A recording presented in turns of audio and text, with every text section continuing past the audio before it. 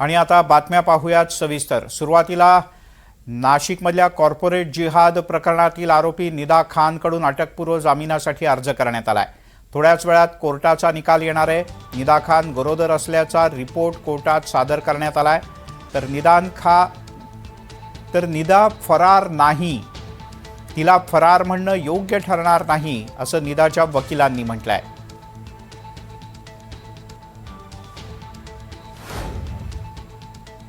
Medical रिपोर्टचा एक ground आहे तो मी सुरुवातीपासूनच सांगतोय का ती प्रेग्नंट आहे।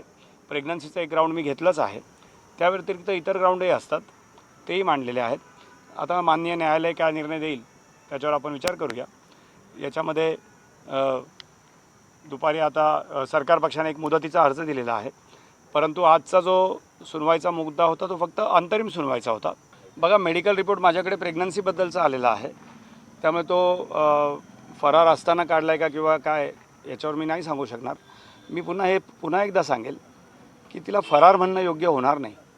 फरार हा शब्द कायद्याने वेगळा आहे, त्याला कायद्याची एक प्रोसेस असतो एखाद्याला फरार घोषित करण्याची, तसं काहीच झालेलं नाही।